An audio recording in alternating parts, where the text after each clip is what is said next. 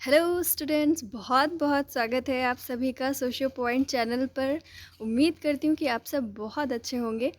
जैसे कि आप देख सकते हो, हमारे आज का टॉपिक है बृजराज चौहान और इसके इम्पॉर्टेंट क्वेश्चंस जो कि बीए थर्ड ईयर को हाईली नीडेड हैं, है ना। तो अब चलो उनके लिए हम लोग आज डिस्कस करेंगे बृजराज चौहान जी के इम्पॉर्टेंट क्वेश्चंस। अच्छा, ये सभी के लिए इम्पॉर्टेंट है। अच्छा, ये भी मैं बता दूँ, सबके लिए इम्पॉर्टेंट है, ये जितने भी सोशियोलॉजी से जुड़े हुए हैं। और साथ में ग्रेजुएशन वालों को मैं ये बता दूँ, फाइनल वालों को, कि देखो, आप जो भी तैयारी कर रहे हो बृजराज चौहान जी के चैप्टर से, उसको करने से पहले इन क्वेश्चंस को प्रिपेयर कर लेना। इन सब सारे क्वेश्चंस को बिल्कुल रट लेना, उसके बाद फिर अपनी प्रिपरेशन करना, ठीक है। और ये इंग्लिश और हिंदी दोनों में आपको मिलेगा, ठीक है। चलिए शुरू करते हैं फिर। पहला सवाल आप लिखा हुआ देख रहे हो, रनावतों की सदरी, ठीक है। चौहान जी ने रनावतों की सदरी गांव के प्रारंभिक विकास को कितनी अवस्थाओं में विभाजित किया है। ये आप वीडियो भी पड़ा हुआ है यूट्यूब पे, है ना, अपलोडेड है, उसको आप देख सकते हो। रनावतों की सदरी गांव पे जो उन्होंने स्टडी की है, ठीक है, उसको आपको पढ़ना पड़ेगा। तो वो आपको मैंने यूट्यूब पे अवेलेबल करवा दिया है, ठीक है। जाकर के सेमेस्टर 6 की प्लेलिस्ट में आप लोग जाकर के देख लेना। तो उन्होंने 3 स्तरों में डिवाइड किया है प्रारंभिक विकास को। पहला है प्रारंभिक विकास का स्तर, देन विकास का द्वितीयक स्तर, देन विकसित स्तर, ठीक है। इंग्लिश में देख लेते हैं इसी को। Into how many stages has Chauhan ji divided the initial development of Sadri village of Ranawat. देखो, डेवलपमेंट ऑफ विलेज रनावतों की सदरी होगा यहाँ पे, ठीक है, गलत टाइप है। Into how many stages has Chauhan ji divided the initial development of village Ranavto ki Sadri? 3 stages: early stage of development, secondary stage of development, then matured stage, ठीक है। देन नेक्स्ट क्वेश्चन है आपके लिए। देखो, आप ये village studies से related जो भी चीज़ें हैं ना, वो आपको मालूम होनी चाहिए। तो आप इसका जो एग्ज़ाम प्रिपेयर करने जा रहे हो, इसके लिए क्या करना, जितने भी आपके चैप्टर्स हैं, सब में सारे सोशियोलॉजिस्ट का ये निकाल लेना कि किसने किस विलेज पर स्टडी किया है। वो पूछा जाएगा, वो इम्पॉर्टेंट है, ठीक है। सबका याद कर लेना। तो रेडफील्ड ने किस गाँव का अध्ययन किया है? टेपोजलान नाम है, मैक्सिकन विलेज है ये, मैक्सिको का एक गाँव। Which village studied by Robert Redfield. तो टेपोजलान मैक्सिकन विलेज, इसकी स्टडी की है इन्होंने, ठीक है। द नेक्स्ट क्वेश्चन है आपका, who is the teacher of B R Chauhan.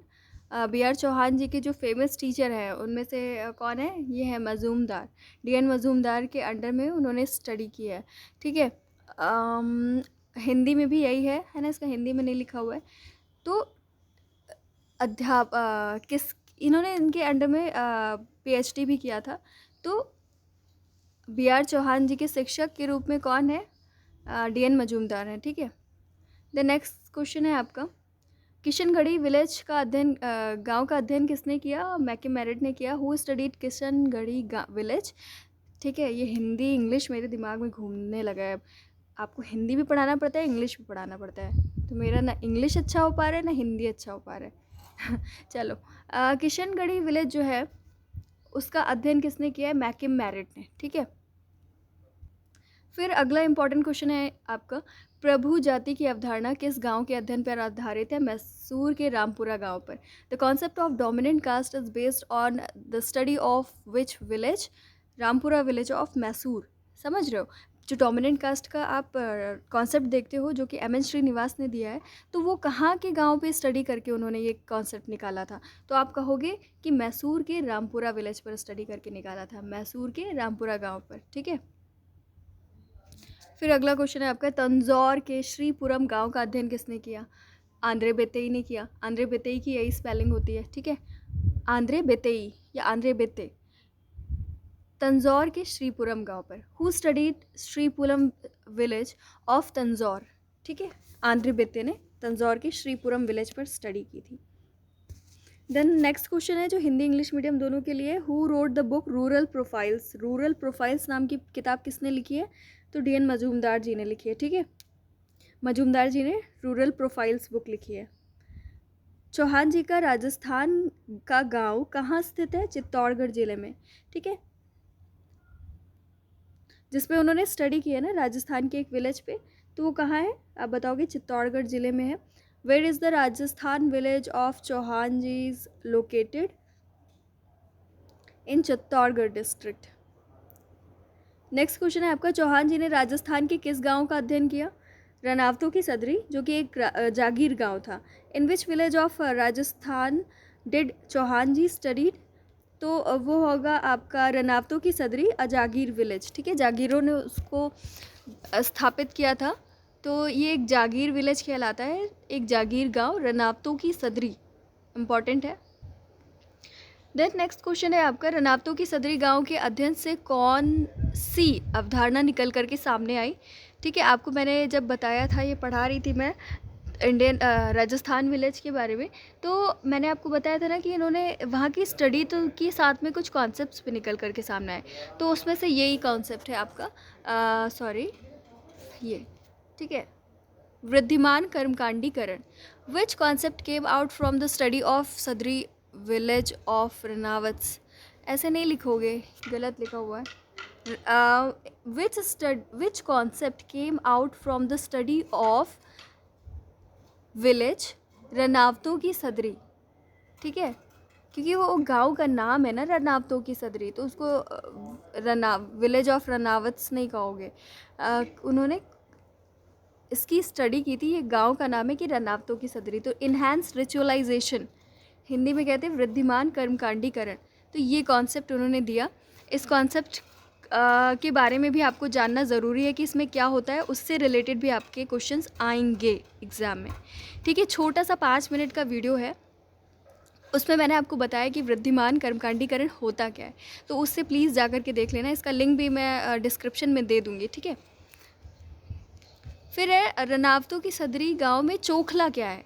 अब चोखला के बारे में भी मैंने 4-5 मिनट का वीडियो बनाया हुआ है, उसको भी देख लो, उससे रिलेटेड भी क्वेश्चंस आ सकते हैं, और उसके हर एक वर्ड को कैच करने की कोशिश करना, ठीक है, ध्यान से सुनना उसको, उससे क्वेश्चन आएगा, ठीक है। तो जाति पर आधारित, ठीक है, जाति पर आधारित अंतरगांव संबंध, ठीक है, एक संस्था है चोखला, जिसे हम कह सकते हैं जाति पर आधारित अंतरगांव संबंध। What is chokhla? Inter village relations based on caste, it is an institution, okay. कुछ भी सवाल हो आपके मन में तो मुझे कमेंट आप ज़रूर करिएगा, ठीक है। नेक्स्ट क्वेश्चन है, चोखला का संबंध रनावतों की सदरी गांव किस जाति से नहीं है? मतलब जो आपकी रनावतों की सदरी गांव है, ठीक है, उसमें जो चोखला इंस्टीट्यूशन पाया जाता है, जो चोखला नाम की संस्था पाई जाती है, तो उसमें कौन सी ऐसी जाति है जो चोखला से संबंधित नहीं है और वो रनावतों की सदरी नाम के गांव के अंदर रहती है, ठीक है। Chokhla is not related to which caste of रनावतों की सदरी विलेज, सब जगह गलत लिखा हुआ है, ऑफ रनावतों की सदरी विलेज, ठीक है। तो राजपूत जो जाति थी, राजपूत जाति चोखला से रिलेटेड नहीं है।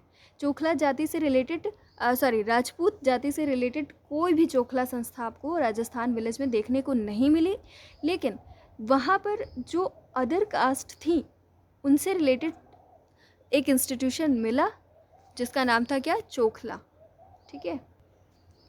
अगला सवाल है आपके लिए, रनावतों की सदरी गांव में किस प्रकार का विवाह पाया गया? जाति अंतर्विवाह तथा गांव बहिर्विवाह। What type of marriage was found in the village of रनावतों की सदरी? देखो यहाँ सही लिखा हुआ है, what type of marriage was found in the village रनावतों की सदरी। तो कास्ट एंडोगैमी और विलेज एक्सोगैमी, ठीक है। जब आप चोखला पढ़ोगे ना तो आपको ये भी क्लियर हो जाएगा। अब अगला सवाल है आपका कि ये जो आप किताब का नाम देख रहे हो ये किसने लिखी है? एक काम करना आप, मैंने जो वीडियो बनाया है रूरल प्रोफाइल्स नाम का, ठीक है, जो कि किसका है? बृजराज चौहान जी का। ये उस वीडियो को देख करके मुझे बताना कि ये बुक किसकी है, मुझे कमेंट में बताना, ठीक है। चलो फिर आज के लिए इतना ही।